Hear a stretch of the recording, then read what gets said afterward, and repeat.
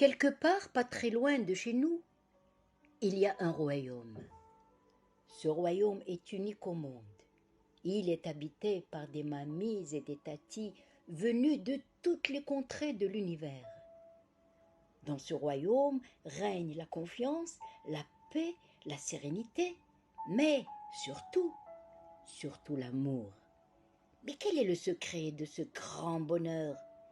Eh bien, c'est tout simplement Dianada, la fée qui a bâti ce royaume et qui veille farouchement à ce que toutes les mamies et toutes les tatis qui s'y trouvent se sentent comme des abeilles dans leur ruche. Avant d'arriver dans ce royaume, les mamitats qui y habitent avaient toute une histoire à raconter. Zeya, par exemple, répète souvent « J'adore mes petits-enfants, mais m'en occuper toujours alors que leur mère est femme au foyer m'épuise. Elle ne leur donne aucune attention et cela me chagrine tellement. » Puis Fatima de lâcher « Moi, c'est la promiscuité chez moi qui m'a menée à ce merveilleux royaume.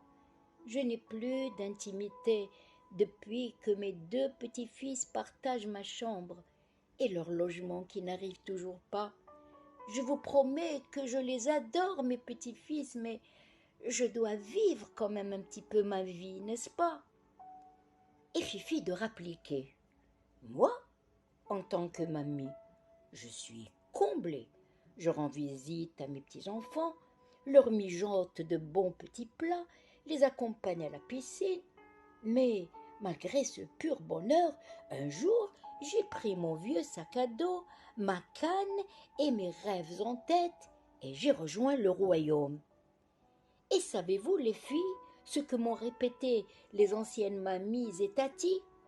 Non, lui répondirent-elles toutes ensemble. Allez, raconte, qu'est-ce qu'elles t'ont répété, Fifi ?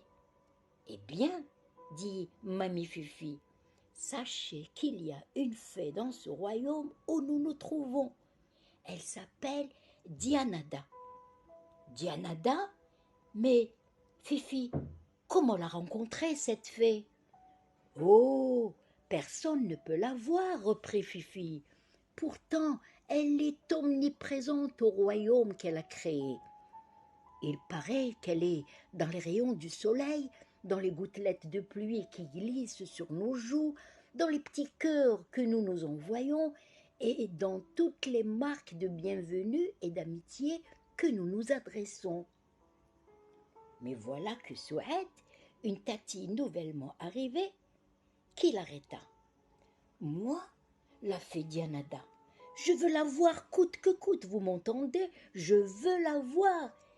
Réfléchissons toutes ensemble, les filles, à comment approcher la fée, cette fée qui nous a réunis. Alors, chacune des mamies et des tatis suggéra un plan. Elles se réunissaient en secret, élaboraient stratagèmes, passaient des nuits blanches à se creuser les méninges. Mais qui peut rencontrer une fée ? C'est comme les anges, on sait qu'ils existent, mais personne ne peut les voir, n'est-ce pas ?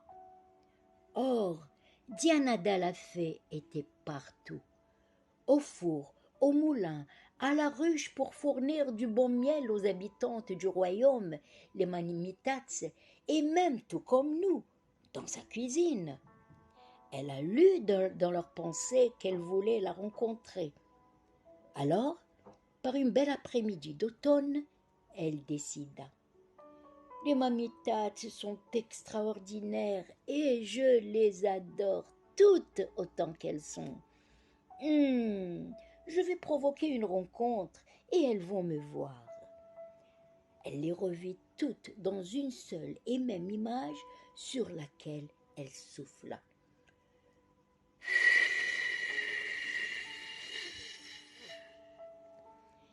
Et voilà toutes les mamitas réunies dans une belle oasis au milieu du désert.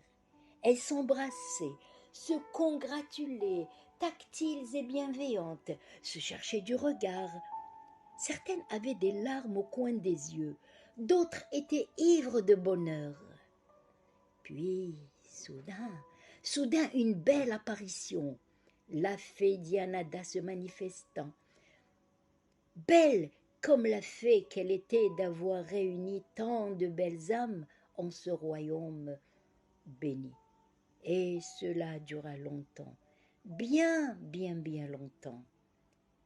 Mon conte est merveilleux, et je l'ai conté à des mamies et à des tatis encore plus merveilleuses que mon conte.